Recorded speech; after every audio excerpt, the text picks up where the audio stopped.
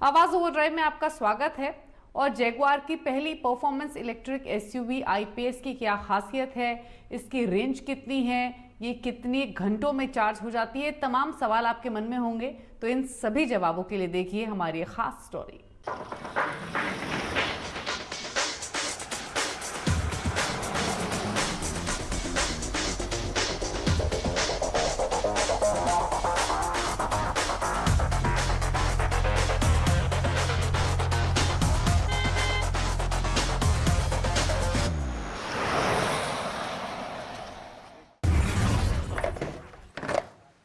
मैं fuel pump station पर खड़ा हूं और आज मैं जिस गाड़ी का रिव्यू करने वाला हूं उसके लिए इस फ्यूल पंप की आवश्यकता नहीं है, क्योंकि ये जो गाड़ी है वो है परफॉर्मेंस इलेक्ट्रिक एसयूवी, जी हाँ, आई-पेस। और इसका स्टैटिक रिव्यू मैं कुछ दिन पहले दिखा चुका हूं आपको, लेकिन आज मैं आपको इसका एक्चुअल रिव्यू दिखाने वाला हूं।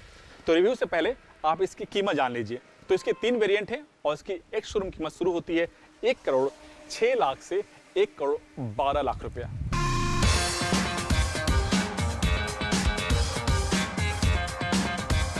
सबसे पहले बात करते हैं इसके लुक के मामले में। तो जो इसका लुक है उसे एक क्लासिक स्पोर्ट्स कार के थीम पर इसे डिजाइन किया गया है, और यही थीम जो जगुआर के जो रेसिंग डीएनए है वो सामने से आपको साफ झलक दिखाई देगा। बड़ा सा यहाँ पर आपको ग्रिल मिलता है, लेकिन ये ग्रिल जो है इंजन को कूलिंग करने के लिए नहीं है, शोपीस के लिए, लेकिन इसे एरोडायनेमिक बनाने के लिए जो एयर का फ्लो है यहाँ से जाता है और यहाँ से बाहर निकलता है।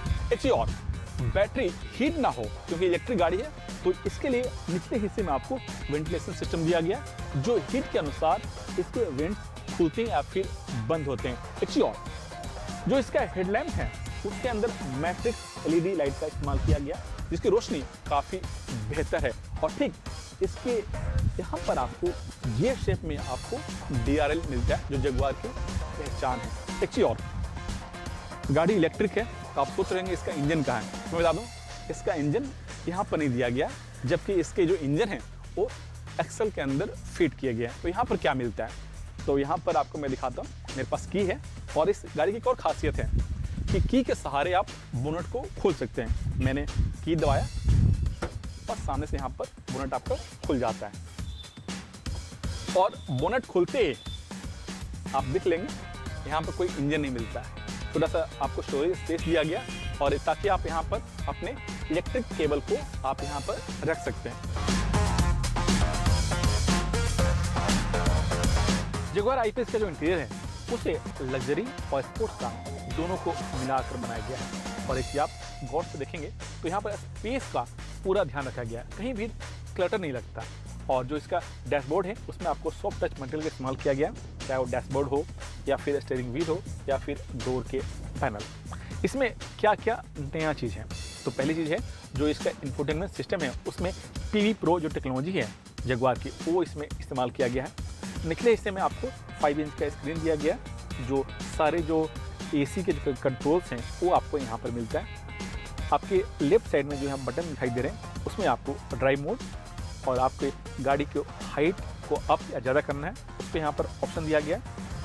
राइट साइड में जो आपका बटन दिखाई दे रहे हैं वो आपके ड्राइव, न्यूट्रल, रिटर्न और पार्किंग के यहाँ बटन दिए गए, और यहाँ पर जो 2 नॉब्स आपको दिखाई दे रहे हैं वो AC के नॉब। स्टीयरिंग व्हील है वो काफ़ी खूबसूरत है और स्टडी फील होता है, और ये स्पोर्ट्स स्टीयरिंग है। और जो ड्राइवर डिस्प्ले दिया गया है उसका जो स्क्रीन का साइज है 12.3 इंच, और उसमें सारे इंफॉर्मेशन आपको इसमें डिस्प्ले होता है। एक चीज़ और, इसमें आपको हेड अप डिस्प्ले भी दिया गया है, और एक चीज़ और आपको इसमें रियर व्यू मिरर तो यहाँ पर है ही, रियर व्यू मिरर के साथ साथ इसमें आपको एक स्क्रीन भी दिया गया है जो इसके अंदर ही इनबिल्ट है, जो पीछे शार्क फिश एंटीना में जो कैमरा लगा है उसका आउटपुट यहाँ पर मिलता है, जिसको आप यहाँ से कंट्रोल भी कर सकते हैं। लेकिन इसकी परफॉर्मेंस कैसी है, चलाने में कैसी है, क्या वही स्पीड, वही रोमांच जो स्पोर्ट्स कार में मिलता है, यानी जो कन्वेंशनल जो इंजन है पेट्रोल डीजल उसमें मिलता है, उसमें भी है या नहीं, चलिए चला के देखते हैं।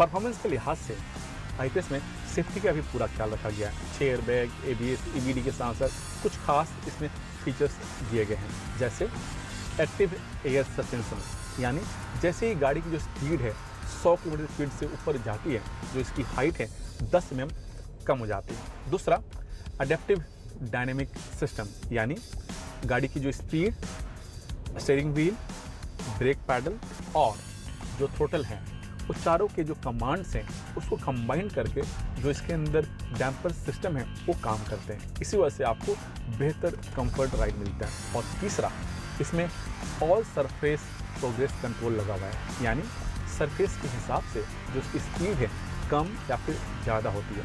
अगर आप इस गाड़ी को थोड़ी से ख़राब रास्ते में लेके जाते हैं तो इसकी स्पीड कम हो जाती है, और जैसे ही स्मूथ रोड मिलता है, अब जो इसकी स्पीड है जितना आप थ्रोटल खोलेंगे उतना ही जाती है। आईपीएस की 3 सबसे बड़ी खासियत है। तो जो पहला है कि इसमें आपको 90 किलोवाट का बैटरी पैक लगा है, और जो बैटरी पैक है वो बॉडी के निचले हिस्से में दिया गया ताकि आपको बेहतर एरोडायनेमिक आपको राइड मिले। दूसरा, इसके अंदर 147 किलोवाट के 2 इलेक्ट्रिक मोटर लगे हैं, पहला फ्रंट एक्सेल में और दूसरा रियर एक्सेल में, और दोनों मोटर मिलाकर करीब 400 PS पावर जनरेट करता है। और टॉर्क मत पूछिए, 696 न्यूटन मीटर।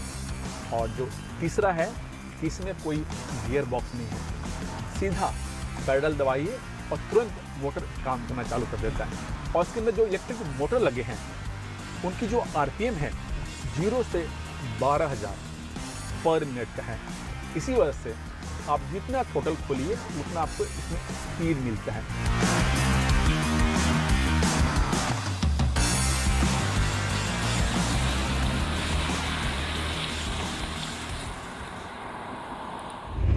कार के इंजन की परफॉर्मेंस उसकी सुरक्षा और उसकी लाइफ ऑयल पर निर्भर करती है। ऐसे में अपनी गाड़ी के लिए कैसे चुने बेस्ट इंजन ऑयल, देखिए टिप ऑफ द वीक में। सभी ऑटो कंपनियों ने गाड़ी के हिसाब से इंजन ऑयल की शेल्फ लाइफ तय कर रखी है। ऑयल की शेल्फ लाइफ किलोमीटर और समय दोनों के अनुसार तय होती है। कई बार हमारी गाड़ी ज्यादा किलोमीटर नहीं चली होती, लेकिन ऑयल कंपनी की तरफ से दिया गया समय पूरा कर चुका होता है, इसलिए भी इंजन ऑयल बदलना पड़ता है। आजकल कई गाड़ियों में इंजन ऑयल चेंज करने के लिए इंडिकेटर भी दिए होते हैं। इंजन ऑयल हाई टेम्परेचर पर इंजन को लुब्रिकेट करता है। अधिक तापमान होने की वजह से समय के साथ तेल अपनी चिकनाहट खो देता है और पतला हो जाता है। वहीं जलने के कारण ऑयल कम भी हो जाता है। लगातार इंजन से निकलने वाली गंदगी ऑयल को काला कर देती है। इससे इंजन के परफॉर्मेंस पर असर पड़ता है। इसलिए जरूरी है कि समय पर इंजन ऑयल बदलवा लें। इंजन ऑयल इंजन के कंपोनेंट में फ्रिक्शन से होने वाले नुकसान को कम करता है। अच्छे इंजन ऑयल में चिकनाहट ज्यादा होती है जो फ्रिक्शन को कम करती है। साथ ही इंजन में कई कंपोनेंट हाई प्रेशर पर काम करते हैं, जिसे इंजन ऑयल चिकनाहट की वजह से कम करता है। इसलिए जरूरी है कि आप चेक करते रहें कि ऑयल गाढ़ा या काला ना हो, साथ ही उसमें चिकनाहट बनी हो। इंजन के कंपोनेंट में फ्रिक्शन होने की वजह से इंजन गर्म हो जाता है। इंजन ऑयल फ्रिक्शन को कम तो करता ही है, साथ में कूलेंट की तरह भी काम करता है, क्योंकि इंजन ऑयल एक जगह से दूसरी जगह सर्कुलेट होता रहता है। साथ ही इंजन ऑयल में कई ऐसे एडिटिव होते हैं जो हाई टेम्परेचर में भी ज्यादा गर्म नहीं होते।